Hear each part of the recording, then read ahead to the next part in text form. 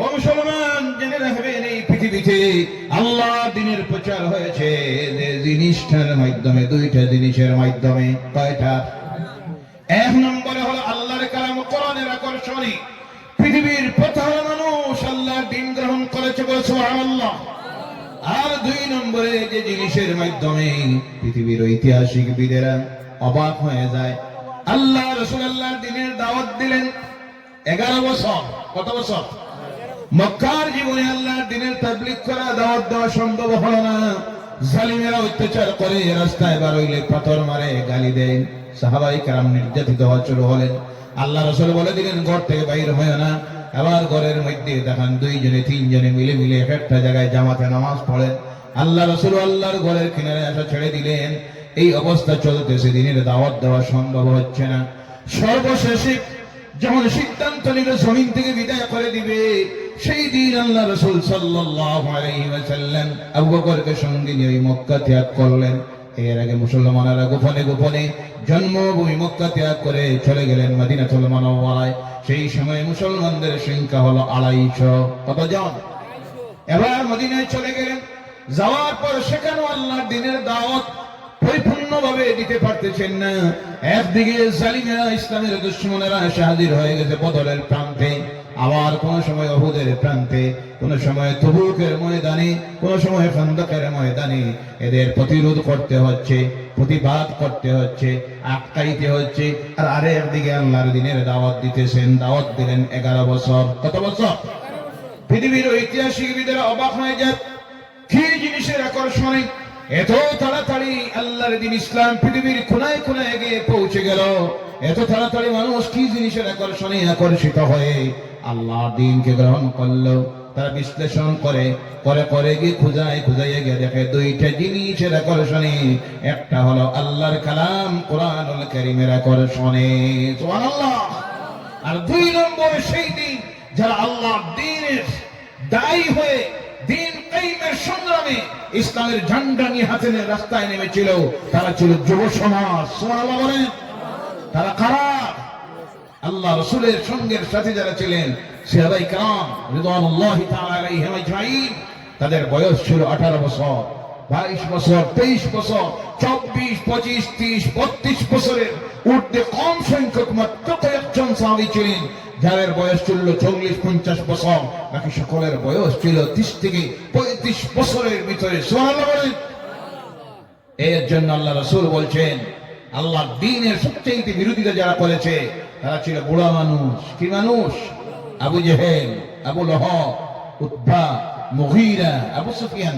পরবর্তীতে আল্লাহ দ্বীন গ্রহণ করে জলিল কদর সাহাবী হয়েছিলেন, বলেন সুবহানাল্লাহ। এরাই বিরোধিতা করেছে। আর আল্লাহ দ্বীনকে জমিনে প্রতিষ্ঠিত করার জন্য যারা নেমেছিল, হযরত বিলাল, হযরত আলী, হযরত উমর, হযরত তালহা, হযরত জুবাইর, হযরত ইবনে মাসউদ, হযরত খাব্বাব, হযরত খুবাইব, নাম বললে শেষ হবে না। রিদওয়ানুল্লাহি তাআলা আলাইহিম আজমাইন। আল্লাহ রাসূলের সাহাবী যারা ছিলেন সব ছিলেন যুবকেরা। সুবহানাল্লাহ। যার কারণে এত যুগ ইসলামের প্রচার হলো। আল্লাহ রাসূল সাল্লাল্লাহু আলাইহি সাল্লাম 11 হিজরির 9 জিলহজের দিন, যেই দিন আরাফাতের ময়দানে বক্তব্য দিতেছেন, জীবনের শেষ বক্তব্য, এত লম্বা বক্তব্য দিলেন। জীবনের প্রথম হজ এবং শেষ হজ, হজকে বলা হয় হজ্জাতুল বিদা। আল্লাহ রাসূল বক্তব্য দিলেন যোহর থেকে শুরু করে আসর পর্যন্ত। রাসূলের বক্তব্য যখন শেষ হলো, আমার আল্লাহ রাব্বুল আলামিন তার কালাম কোরআনুল কারীমের শেষ আয়াত আল্লাহ নাযিল করে দিল, বিসমিল্লাহির রহমানির রহিম। আল-ইয়াওমা আকমালতু লাকুম দীনাকুম وأتممت عليكم نعمتي ورضيت لكم الإسلام دينا। الله أكبر। কোরআনের কোন আয়াত যখন তিলাওয়াত করব, যাদের জানা আছে আমার সঙ্গে তিলাওয়াত করবেন। রাজি আছেন? কারণ এই কিতাব সেই কিতাব যার একটা অক্ষর পড়লে কত নাকি। এই ওয়াজ শুনছেন না আপনারা? আপনারা না, আপনারা বলুন তো কত নাকি?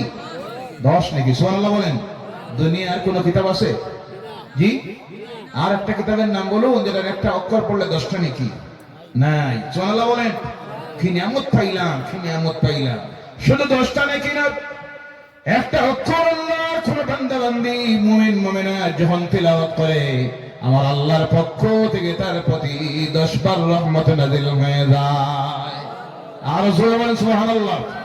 শুধু তা না, একটা অক্ষর এই কিতাবের যখন তিলাওয়াত করে আমার আল্লাহ রাব্বুল আলামিন তার আমল-নামাত থেকে 10টা গুনাহ সাগীরা ডিলিট করে দেয়। আর জোরে বলেন সুবহানাল্লাহ। এই দিন যখন এই আয়াত নাযিল হলো, আমার রাসূল যখন বক্তব্য দিলেন, সেই সময় আল্লাহ রাসূলের সামনে বসে আছেন 1,24,000-এর ঊর্ধ্বে সাহাবায়ে কেরাম। সুবহানাল্লাহ বলেন। মক্কা থেকে যাওয়ার সময় টোটাল 250-এর মতো, কতর মতো মাঝে সময় গেছে কত বছর? 11। কথা বুঝেন না? কত বছর? 11 বছরের দিন দাওয়াতে 1,24,000-এর ঊর্ধ্বে সাহাবায়ে কেরাম রাসূলের সামনে বসে আছেন। সুবহানাল্লাহ বলেন। কিসের আকর্ষণে? কোরআনে। কিসের? আর যারা সেই দিনের দায়ী হয়ে মানুষের সামনে ইসলাম পৌঁছে দিয়ে দায়িত্ব নিয়েছিল, ইসলামের ঝান্ডা হাতে নিয়ে, তারা ছিলেন আমার যুবক ভাইয়েরা, আপনাদের মতো যুবকেরা। সুবহানাল্লাহ বলেন। আজ তো আমার সমাজে 20, 25, 30 বছরের যুবক মসজিদের দিকে কদম রাখে না। কথা ঠিক না? ও আমার ভাইয়েরা, বলতেছিলাম এবার আল্লাহ দিনের প্রচার শুরু হলো। আল্লাহ তার কালাম কোরআনুল কারীমকে কি জন্য নাযিল করলেন? এবার তো কোরআন নাযিল হওয়া শুরু হলো। শুরু করতে গিয়ে আল্লাহ পাক মক্কার জীবনে তার রাসূলের প্রতি যে সূরাগুলি নাযিল করলো, এমন সুন্দরভাবে আল্লাহ ছন্দ মিলিয়ে দিলেন যাতে করে দুনিয়ার মানুষ পড়তে গিয়ে মজা লাগে। যার প্রমাণ দেখেন মক্কি জীবনে রাসূলের কাছে যে সূরাগুলি নাযিল হয়েছিল, যেমন হলো বিসমিল্লাহির রহমানির রহিম, ইযাস সামাউ ফাতারাত ওয়া ইযাল কাওয়াকিবু ইনতাসারাত ওয়া ইযাল বিহারু ফুজ্জিরাত ওয়া ইযাল কুবুরু বু'সিরাত। জোরে বলো আল্লাহু আকবার। প্রত্যেকটা আয়াতের শেষক্ষ আল্লাহ তা বানিয়ে দিয়েছেন। সুবহানাল্লাহ বলেন। যাতে মজা লাগে। কি লাগে? মজা লাগে নি না? গানে মজা না, কোরআন তিলাওয়াতে মজা? কোনটায়? এখন আমাদের কাছে কোনটায় মজা এই চিন্তায় পড়ছে। ভাইরা আমার, আবার দেখেন আল্লাহ পাক কি সুন্দর ভাষায় কিভাবে ছন্দ মিলালেন। বিসমিল্লাহির রহমানির রহিম, আর রহমান আল্লামাল কুরআন خلق الإنسان علمه البيان الشمس والقمر بحسبان والنجم والشجر يسجدان. زور الله أكبر. প্রত্যেকটা আয়াতের শেষ অক্ষর আমার আল্লাহ এত সুন্দর মিলাইয়া দিলেন নুন। সুবহানাল্লাহ। এরপর আল্লাহ তার রাসূলের প্রতি নির্দেশ দিলেন, ও আমার হাবিব করো কি? উতলু মা উহিয়া ইলাইকা মিনাল কিতাব ওয়া আকিমিস সালাত ইন্নাস সালাতা তানহা আনিল ফাহশাই ওয়াল মুনকার ওয়া লাযিকরুল্লাহি আকবার।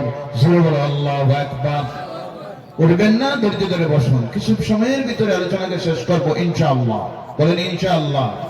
ভাইরা আমার, এবার আল্লাহ নাযিল করলেন তার কালামকে। কি জন্য নাযিল করলেন? আল্লাহ বলছেন, আলিফ লাম রা কিতাবুন আনজালনাহু ইলাইকা লিতুখরিজান নাসা মিনাজ যুলুমাতি ইলান নূর। আল্লাহু আকবার।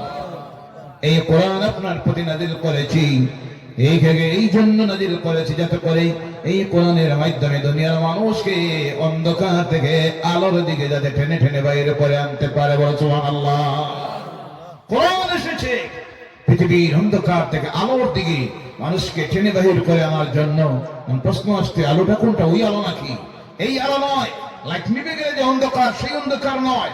কুফরিয়তের অন্ধকার থেকে, শিরকিয়তের অন্ধকার থেকে, বিদআতের অন্ধকার থেকে, পাপাচারের অন্ধকার থেকে পৃথিবীর মানুষকে ইসলাম নামের আলোর দিকে কোরআন নামের আলো দিয়ে টেনে টেনে বাহির করে আনার জন্য আল্লাহ তার কালাম দিলেন, যার কারণে আমার রাসূল যখন এই কালামকে তিলাওয়াত করা শুরু করলেন, আল্লাহ যখন নির্দেশ দিলেন উতলু মা উহিয়া ইলাইকা মিনাল কিতাব, আপনি তিলাওয়াত করুন, আপনি পাঠ করুন, আপনার পদে যা ওহীর মাধ্যমে অবতীর্ণ হয়েছে। এবার আমার রাসূল যখন তিলাওয়াত করা শুরু করলেন, ওই মক্কার মানুষগুলি এমন মানুষ তৈরি হলো আল্লাহর কালামের কাছে এসে। এক সময় ছিল যাদেরকে দেখে দুনিয়ার মানুষ বলতো এরা আকৃতিতে ছিল মানুষ, আর প্রকৃতিতে চাল চরিত্রে ছিল হায়াওয়ান, জানোয়ারের চাইতে নিকৃষ্ট।